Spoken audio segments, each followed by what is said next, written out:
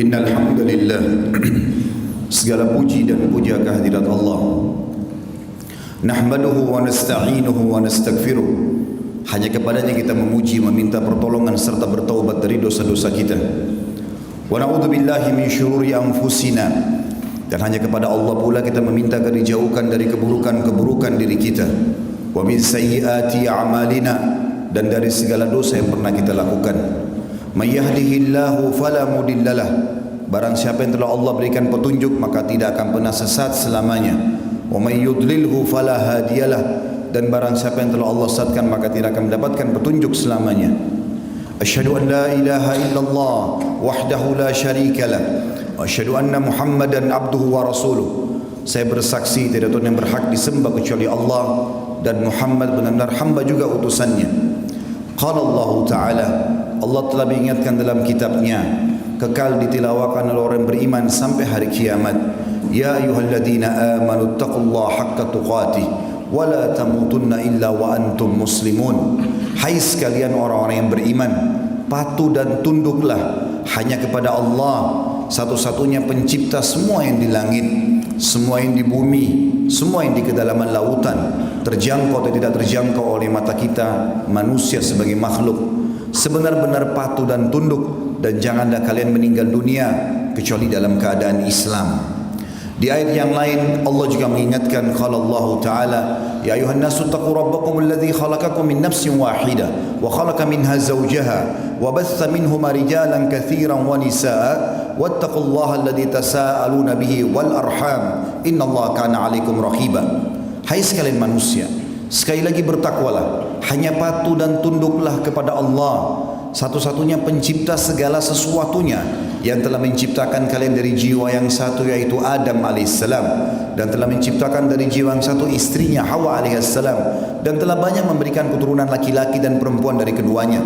Sekali lagi bertakwalah kepada Allah, patuhlah hanya kepada Allah, dan ucapkan kalimat yang benar, dan jagalah hubungan silaturahim. Sesungguhnya Allah senantiasa mengawasi kalian. Di ayat yang ketiga Allah juga mengingatkan, qala Allah Ta'ala, ya ayyuhalladzina amanu taqullaha wa qulu qawlan sadida yuslih lakum a'malakum wa yaghfir lakum dhunubakum wa may yuti'illaha wa rasulahu faqad faza fawzan 'azima. Hai sekalian orang-orang yang beriman, sekali lagi bertakwalah, hanya patuh dan tunduklah kepada Allah, dan ucapkanlah kalimat yang benar. Niscaya Dia akan memperbaiki amal-amal perbuatan kalian, mengampuni dosa-dosa kalian. Barang siapa yang mentaati Allah dan Rasulnya, maka dia telah mendapatkan kemenangan yang besar. Amma ba'd, fa inna asdaqal hadithi kitabullah. Kita tahu, seluruh umat Islam juga faham bahwasanya rujukan pertama umat Islam dan utama adalah kitabullah Al-Quran. Wa khair hadyu Muhammadin sallallahu alaihi wasallam. Dan sebaik-baik petunjuk dalam ini kehidupan setiap muslim, terutama dalam ibadah setelah Al-Quran, adalah petunjuk baginda Nabi besar Muhammad sallallahu alaihi wasallam. Wa syarrul umuri muhdatsatuha, dan seburuk-buruk perbuatan yang tidak punya rujukan wahyu Al-Quran dan sunnah. Fa inna kulla muhdatsin bid'ah, karena ibadah yang tidak punya rujukan dikenal dengan perbuatan dalam agama. Wa nabidatin dhalalah, perbuatan itu bisa membawa pelakunya pada keliruan wa dalalah finnar, dan sesungguhnya keliruan akan membawa pelakunya pada kesesatan atau neraka. Saudaraku seiman, apa yang saya bacakan tadi dikenal dengan khutbah hajah. Guru kita dan kiai kita serta panutan semua umat manusia, Nabi besar Muhammad sallallahu alaihi wasallam, tidak pernah melewatkan momen-momen penting, baik itu khutbah Jumat, khutbah 2 hari raya Adha dan Fitri, dan juga momen-momen mengutus pasukan, kecuali beliau selalu membuka ceramahnya, nasihatnya dengan khutbah hajah. 3 ayat penting untuk patuh dan tunduk kepada Allah, dan bagaimana umat Islam berpegang teguh pada Al-Quran dan Sunnah dalam setiap lini kehidupan mereka. Izinkan saya pada kesempatan ini menyampaikan bencana dan hikmahnya. Saudaraku seiman, kita sebagai warga Indonesia, masyarakat Indonesia, dikagetkan dan terlihat depan mata kita, bahkan menjadi informasi dunia. Terjadi tsunami Aceh yang sangat menghebohkan dunia. Terjadi longsor, dan juga terjadi beberapa banjir di beberapa daerah yang lain. Kalau yang terbaru mungkin terjadi di Lombok, kemudian Bali, dan sekarang sudah dekat sekali dengan kita di Jakarta ini, daerah Banten. Pertanyaan kecil teman-teman sekalian, apakah kita sebagai seorang muslim tidak coba menggali apa hikmah dari kejadian seperti ini? Apakah kejadian yang memakan korban manusia begitu banyak? Kerugian harta, hancurnya bangunan, kendaraan, banyaknya anak-anak yang menjadi yatim, perempuan yang menjadi janda, dan berapa banyak yang harus dikeluarkan lagi anggaran dari pemerintah, sumbangan dari masyarakat untuk membantu saudara-saudara kita di sana. Ini hal-hal yang harus sadar atau kita sadari teman-teman. Kalau seandainya itu hanya sekedar terjadi gelas yang jatuh dari tangan kita, atau mungkin ban motor kita yang kempes atau ban mobil kita, mungkin masih lebih ringan. Tapi tsunami, longsor, banjir, dan depan mata tidak bisa orang melarikan diri pada saat tertimpa itu. Apakah ini bukan sebuah pelajaran? Ini bukan bioskop film yang hanya dibuat dan rekayasa ceritanya. Fenomena alam. Mari kita gali lebih dalam teman-teman sekalian bagaimana Al-Quran dan Sunnah memberikan gambaran kepada kita tentang fenomena seperti ini. Dalam ayat Al-Quran, Allah Subhanahu wa Ta'ala menyebutkan banyak sekali bahwasanya Allah tidak akan pernah menghancurkan sebuah negeri, mendatangkan bencana tanpa sebab. Allah Subhanahu wa Ta'ala akan mendatangkan semua itu justru karena ada sebab-sebab yang harus kita pelajari dan kita renungi. Ayat yang pertama, saudaraku seiman, Allah sebutkan dalam surah Al-Qasas, surah nomor 28 ayat 59. A'udzu billahi minasyaitonir rajim. Wa ma kana rabbuka muhlikal qura hatta yab'atha fi ummiha rasula yatlu 'alaihim ayatina wa ma kunna muhlikil qura illa wa ahluha zalimun. Garis bawahi kalimat terakhir Allah di sini, zalimun. Artinya, dan ketahuilah hai Muhammad, dan beritakan kepada semua orang yang kau jangkau untuk diberitakan dari kalangan manusia bahwasanya Tuhanmu tidak akan pernah menghancurkan, membinasakan sebuah kota, desa, negeri sampai ia atau Allah mengutus padanya rasul atau penyampai berita bahwasanya ini haram, ini halal, ini perintah Allah, ini larangannya, yang akan membacakan kepada mereka ayat-ayat kami. Dan kami tidak akan pernah menghancurkan sebuah negeri kecuali penduduknya dalam keadaan berbuat zalim. Makna zalim di sini kata ulama tafsir adalah melanggar maksiat dan terus menerus dalam pelanggaran tersebut. Di dalam ayat lain, surah Al-Hijr, surah nomor 15 ayat 4, Allah pun berfirman, A'udzu billahi minasyaitonir rajim, wa ma ahlakna min qaryatin illa walaha kitabun ma'lum. Ketahuilah, tidak akan pernah kami binasakan satu negeri, datangkan bencana yang merata, kecuali memang telah sampai kepada mereka berita penting dari kami. Juga dalam surah Hud, surah nomor 11 ayat 117, bertubi-tubi Allah ingatkan kalau Allah tidak akan datangkan bencana kecuali karena ada pelanggaran. A'udzu billahi minasyaitonir rajim, wa ma kana rabbuka liyuhlikal qura bidzulmin wa ahluha muslihun. Beritakan hai Muhammad kepada seluruh manusia yang kau temui, termasuk pengikutmu, Tuhanmu tidak akan pernah membinasakan satu negeri sementara penduduknya berbuat kebaikan. Saudaraku seiman, kalau terjadi bencana, bukankah kebanyakan saudara kita hanya sekedar berpikir bagaimana menyelamatkan dirinya saja? Hanya bagaimana dia sembunyi di bawah tenda, menunggu sesuap makanan, menunggu pakaian-pakaian bekas.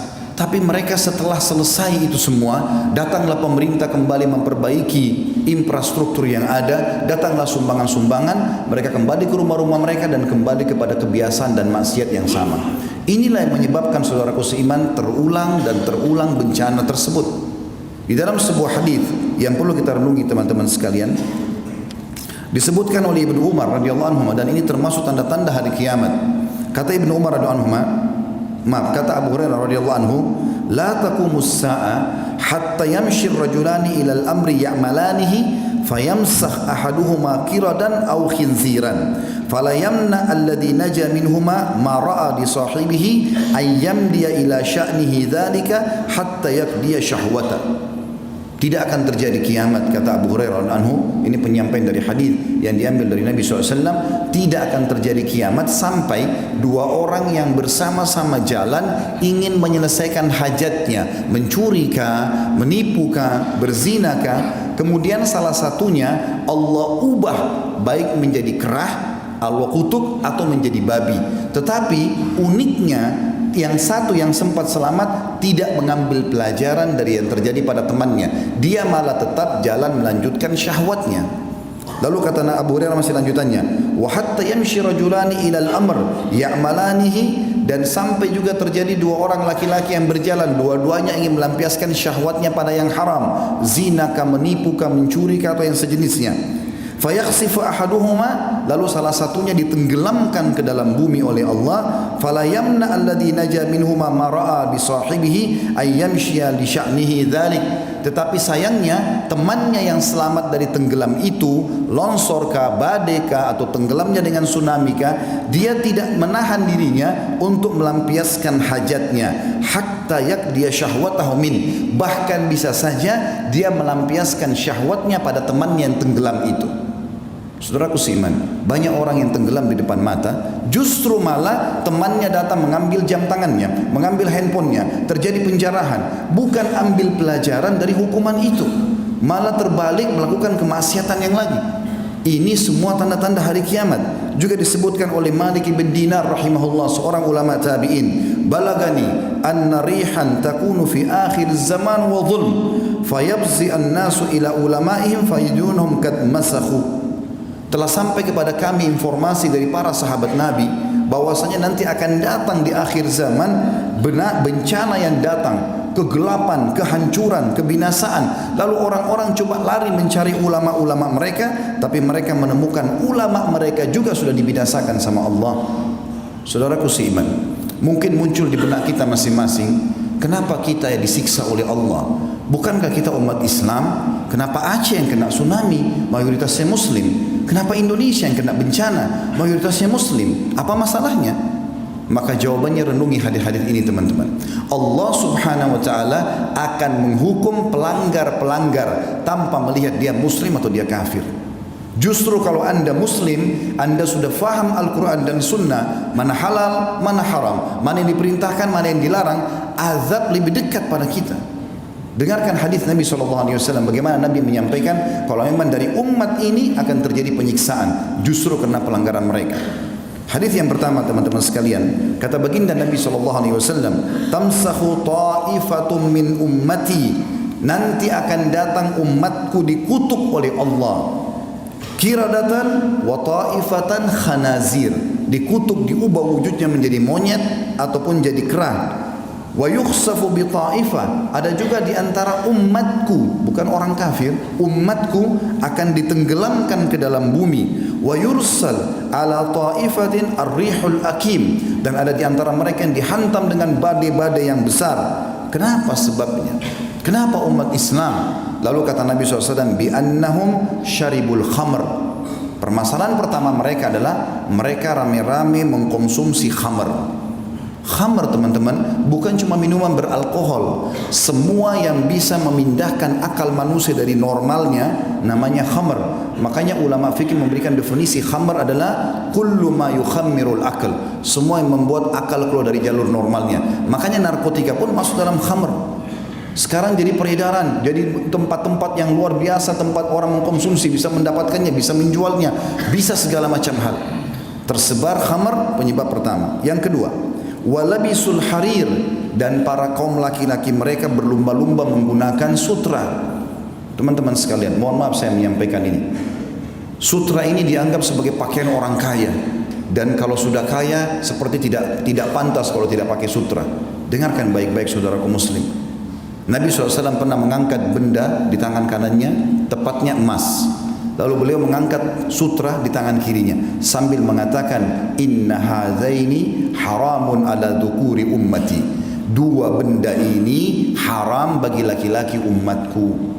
Teman-teman sekalian, larangan Nabi SAW jelas. Bahkan kata Nabi SAW, man labisal harira fid dunya lam yalbashu fil akhirah. Siapa di antara kaum laki-laki umatku menggunakan sutra di dunia, dia tidak akan pakai sutra nanti di surga. Pakaian orang di surga adalah sutra. Ini ancaman yang kedua. Yang ketiga teman-teman, wattakhadul kiyan, dan kemudian mereka sibuk mengurus para penyanyi-penyanyi. Bisa berarti kian penyanyi laki-laki atau kayinat penyanyi-penyanyi perempuan yang sengaja menyebarkan lagu-lagu cinta, pemaksiatan, mengajak pada dosa. Itu yang ketiga.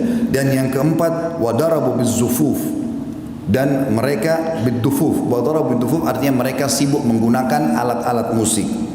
Di dalam hadis yang lain yang mirip serupa dengan ini kata Nabi SAW, ini hadis yang kedua, yakunu fi ummati khasfun wa maskhun wa qadhf. Nanti di umatku ini akan tersebar luas, ada kutukan, ada tenggelam ke bumi, dan ada penghancuran dengan badai. Qalat Aisyah radhiyallahu anha, wa hum yaquluna la ilaha illallah. Wahai Rasulullah, istri Nabi bertanya Ummu Aisyah radhiyallahu anha, wahai Rasulullah, apakah mereka kena semua itu? Bencana, gempa, longsor, badai air sekarang ya, seperti tsunami. Apakah mereka kena sementara mereka mengucapkan la ilaha illallah?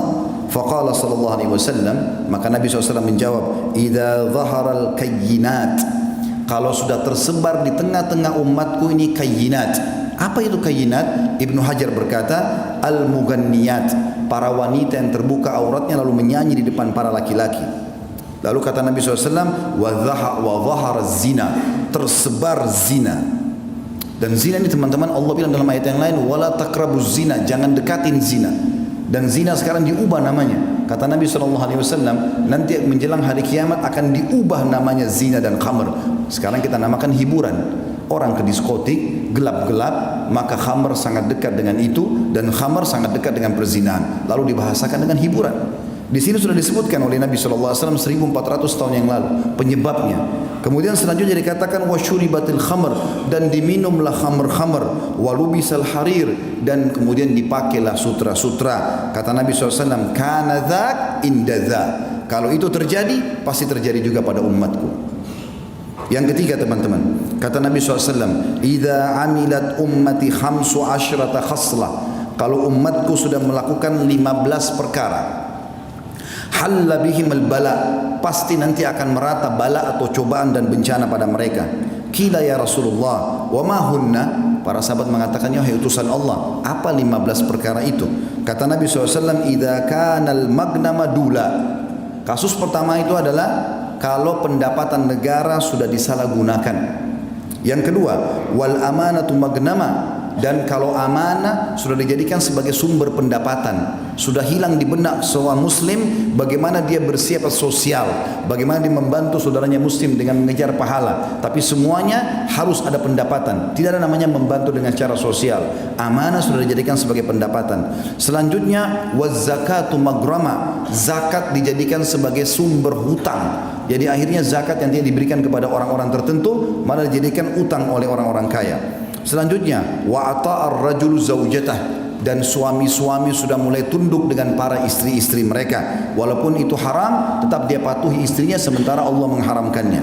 Wa akka ummah, sampai pada tingkat dia durhaka dengan ibunya.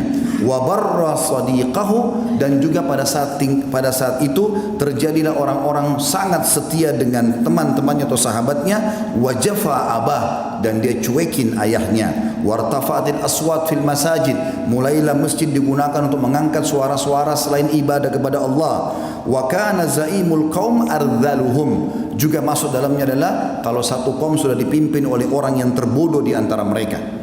Wa akramur rajuli makhafata syarrah, dan muncullah orang-orang yang dihormati justru karena ketakutan saja, bukan karena kualitasnya. Jadi secara kualitas sudah hilang, ini hanya karena ketakutan masyarakat, maka terjadilah kepatuhan. Wa syuribatil khamr, dan diminumlah khamr. Wa lubisatil harir, digunakanlah sutra-sutra. Wa tukhidatil qiyan, dan para penyanyi menjadi idola dan rujukan. Wa la'ana akhir hadil umma awwalaha, lalu umat ini yang di akhir zaman sibuk melaknat dan menyala-nyalakan umat-umat yang pertama, maksudnya para sahabat Nabi.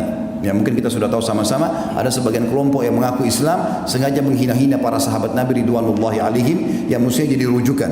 Maka kata Nabi SAW, fayartaqibu inda dzalik, maka pada saat itu mereka akan ditimpa rihan hamra, akan datang pada mereka badai yang membawa kemerahan. Sebagian ulama mengatakan badai pasirnya merah, atau mungkin badai yang mendatangkan kebakaran.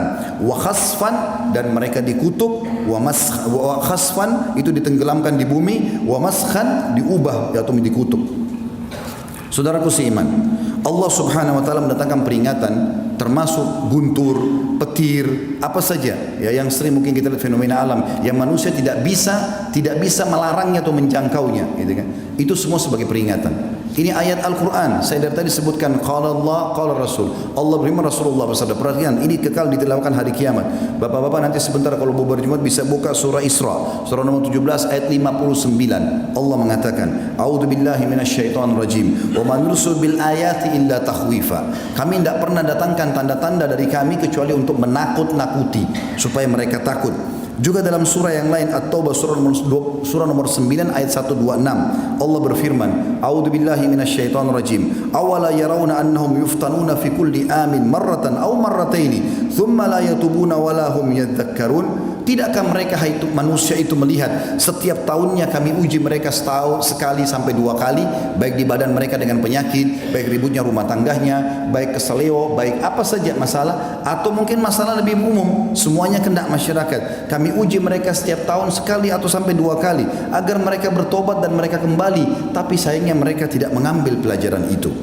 Juga dalam surah Al-An'am surah nomor 6 ayat 43 Allah berfirman, a'udzubillahi minasyaitonir rajim. Falaula idja'ahum ba'suna tadarra'u walakin qasat qulubuhum wa zayyana lahumus syaitanu ma kanu ya'malun. Andai saja pada saat datang peringatan dari kami lalu mereka tunduk dan mereka kembali ke jalan kami, itu akan menyelamatkan mereka. Tetapi sayangnya kata Allah, hati mereka keras dan syaitan menghiasi amal-amal mereka terhadap apa yang mereka lakukan itu.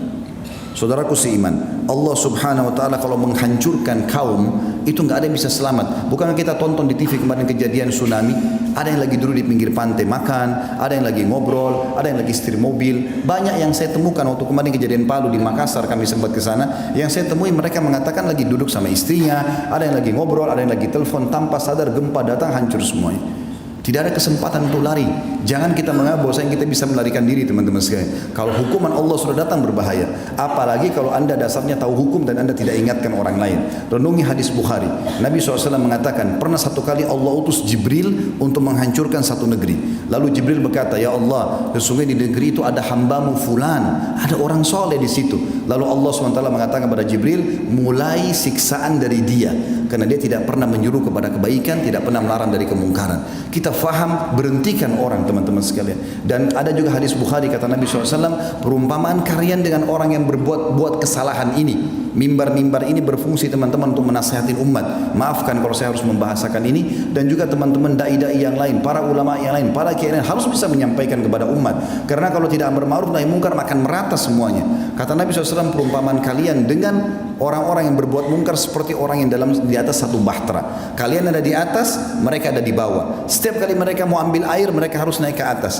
Kalau di kantor, di instansi, di sebuah rumah, di komplek perumahan, di sebuah negara, ada orang-orang yang taat kepada Allah, selalu ingatkan, ini gak boleh loh, haram, ini harus dikerjakan loh. Maka ini mengganggu orang-orang yang berbuat kemaksiatan. Perumpamannya, orang soleh ada di atas kapal, orang yang fasik ada di bawah. Mereka setiap mau ambil air, mau aktivitas, mereka harus naik ke atas. Maka mereka ambil inisiatif. Mereka bilang, daripada setiap kali kita mau ambil air naik ke atas, lewatin orang-orang soleh itu, kita jebolin aja kapal dari bawah, buat lubang, maka akan masuk air. Kata Nabi SAW, kalau kalian biarkan mereka menjebol itu, maka kalian akan tenggelam semuanya. Teman-teman, kalau azabnya Allah datang, semuanya kena. Maka jangan tunggu itu terjadi, saudaraku seiman. Aqulu qauli hadza, saya sudah mengucapkan perkataan saya ini, wa astaghfirullah li wa lakum, dan saya beristighfar kepada Allah dan mengajak jemaah untuk istighfar kepada Allah. Fastaghfiruhu innahu huwal ghafurur rahim. Beristighfarlah kepadanya karena dia Maha menerima taubat hamba-hambanya. Alhamdulillah wassalatu wassalamu ala Rasulillah. Segala puji dan puja kehadirat Allah Subhanahu wa taala, juga salawat dan taslim kepada Nabi besar Muhammad sallallahu alaihi wasallam. Sebelum kita berdoa, teman-teman sekalian, izinkan saya menyampaikan sebuah pesan, dan ini hanya pendek saja. Pernah sekali ada seseorang yang masuk bersama temannya ke rumahnya Nabi SAW dan ketemu sama Aisyah radhiyallahu anha. Dan subhanallah, yang ditanya adalah, wahai ummul mukminin, beritakan kepada kami yang anda tahu tentang gempa secara khusus. Maka berkata Aisyah, kalau mereka sudah menghalalkan zina, mereka menghalalkan minuman keras, mereka mulai memukul alat-alat musik, maka mulailah Allah cemburu di langitnya sana. Kemudian Allah mengatakan kepada bumi, goncangkanlah dirimu. Lalu kemudian kalau mereka tobat, mereka kaget, mereka kembali ke jalan Allah, maka akan aman. Tapi kalau mereka tidak kembali, maka akan dihancurkan oleh Allah SWT dengan gempa tersebut. Juga teman-teman sekalian, disebutkan bahwasanya Mahlab berkata rahimahullah, kelihatannya gempa-gempa, tsunami kalau kita sekarang dan segala macam ini adalah peringatan keras dari Allah. Dan Allah mengatakan dalam surah Isra ayat 59, wa man nursil bil ayati illa takhwifa. Kami enggak berikan tanda-tanda kecuali untuk peringatan bagi mereka dan menakut-nakuti mereka. Sampai Nabi SAW mengatakan sebagai penutup dalam khutbah kita ini, innahu, tentang masalah guntur ya, suara guntur yang menggelegar, innahu wa'idun sya'id li ahlil ard. Hadis ini riwayat Bukhari. Sesungguhnya guntur yang keras pun bergelegar itu adalah peringatan keras dari Allah sebelum datang adab-adab yang besar. Ingat teman-teman sekalian, sebelum datang siksa besar pasti Allah datangkan siksa-siksa kecil. Kalau kita abaikan maka terjadi yang besar. Sebelum anda berzina, pada saat mau selingkuh, naudzubillah, Allah buat pasangan kita tahu, ditelepon, peringatan dari Allah, muncul rasa takut, tetap ngotot ke hotel, maka Allah buat kita ketahuan oleh tetangga, dilihat oleh teman, tetap lakukan, datang polisi gerebek. Kalau tidak maupun Allah bisa mendatangkan gempa, rubuh hotel tersebut lalu dipermalukan, wa naudzubillah. Maka hati-hati teman-teman, sadarlah, orang yang cerdas sampai peringatan di kupingnya diambil sebagai pelajaran, dan orang yang tidak cerdas justru orang yang mengabaikan, menganggap oh begitu saja ya, maka akan datang peringatan yang lebih keras lagi. Kalau lisan tidak bisa mengingatkan, maka akan datang hukuman untuk menyiksa fisik seseorang sehingga dia baru sadar di jalan Allah Subhanahu wa taala. Mari kita hadirkan hadiran fikiran kita, berdoa kepada Allah Subhanahu wa taala, karena ada hadis Nabi SAW tentang hari Jumat bahwasanya hari ini adalah hari mustajab doa. Ada dua riwayat. Yang pertama adalah hadis riwayat Muslim. Kata Nabi SAW, tidak ada seorang muslim yang berdoa pada saat khatib sedang duduk di khutbah kedua sampai diiqamahkan solat kecuali akan diijabah oleh Allah. Dan ini waktu mustajab. Makanya semua khatib berdoa di khutbah kedua. Dan yang kedua riwayat An-Nasai, di mana Nabi SAW mengatakan Jumat ada 12 waktu, maksudnya 12 jam dari subuh sampai maghrib. Tidak ada seorang muslim berdoa di waktu-waktu ini kecuali diijabah sama Allah. Dan perbanyak doa selepas asar sampai maghrib. Walaupun semua mustajab, tapi ini waktu-waktu yang lebih diprioritaskan sekarang dan juga habis asar nantinya. Mari kita hadirkan hati kita untuk berdoa kepada Allah SWT, semoga Allah ijabah. Alhamdulillahi Rabbil Alamin. Kami memuji-Mu ya Allah sebagaimana layak Kau dipuji sebagai pencipta. Kami sangat yakin Engkau melihat kami karena sifat-Mu adalah maha melihat. Engkau mendengar kami karena Engkau maha mendengar, dan Engkau mengetahui semua yang di fikiran kami, di hati kami, dan apa yang kami rencanakan dan belum kami rencanakan, karena Engkau maha mengetahui. Kami memuji ya Allah sampai Engkau ridho dan sampai Engkau menerima semua puji-pujian kami, dan kami mengucapkan salam hormat kami kepada utusan-Mu Nabi besar Muhammad SAW, di mana Engkau perintahkan kepada kami.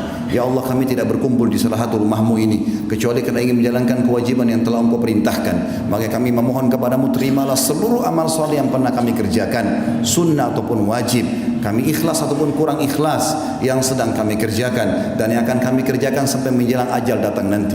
Ya Allah, semua dosa yang kami pernah lakukan, besar ataupun kecil, sengaja tidak sengaja, samar ataupun nyata, juga kedua orang tua kami, seluruh kerabat kami, maka maafkanlah ya Allah, ampunilah kami dan ampunilah seluruh muslimin dan muslimat, mukminin dan mukminat yang hidup dan juga yang sudah meninggal. Ya Allah, berkahilah negeri kami ini, jadikan negeri Indonesia menjadi negara yang aman, tentram, damai, seluruh umat Islam di bawah naungan ukhuwah Islamiyah. Angkat perselisihan di antara mereka dan kembalikan mereka kepada Al-Quran dan Sunnah. Ya Allah, lunasilah utang negara kami ini, bukalah berkahnya dari seluruh penjuruhnya, dan berikanlah kepada kami pemimpin muslim yang baik, yang adil, kembali kepada Al-Quran dan Sunnah, dan sebarluaskanlah keadilan dan kemakmuran di negeri kami, dan jadikan negeri Indonesia sebagai contoh bagi negara-negara yang lain. Ya Allah, tolonglah saudara kami di Palestina, di Syria, di Yaman, di Irak, di Myanmar, di China, dimanapun yang sedang tertindas. Ikhlaskan niat mereka, terima para syuhada mereka, mulakan Islam di tangan mereka dan tangan kami semua, dan juga ikut sertakan kami bersama mereka di pahala, baik dengan doa, dengan harta, juga dengan jiwa kami. Rabbana atina fid dunya hasanah wa fil akhirati hasanah wa qina adzabannar wa adkhilnal jannata ma'al abrar. Ya jaga para abrar sallallahu nabiyana Muhammadin walhamdulillahi rabbil alamin. Inna Allah ya'muru bil adli wal ihsan Sadarilah saudaraku, Allah selalu menyuruh kita berbuat kebaikan dan keadilan. Wa yanha 'anil fahsya'i wal munkari wal baghi. Allah larang perbuatan mungkar, keji dan maksiat. Ya'idukum la'allakum tadhakkarun. Itu peringatan dari Allah, jadikan sebagai prinsip hidup kalian. Fadhkurullahal 'azim yadhkurkum. Ingatlah selalu kepada Allah, Allah ingat kepada kalian. Washkuru 'ala ni'ami yazidkum. Syukuri nikmat yang dia pasti akan tambah. Wala dzikrullahi akbar. Mengingat Allah adalah amal yang paling besar. Wa aqimis shalah, dan dirikanlah salat.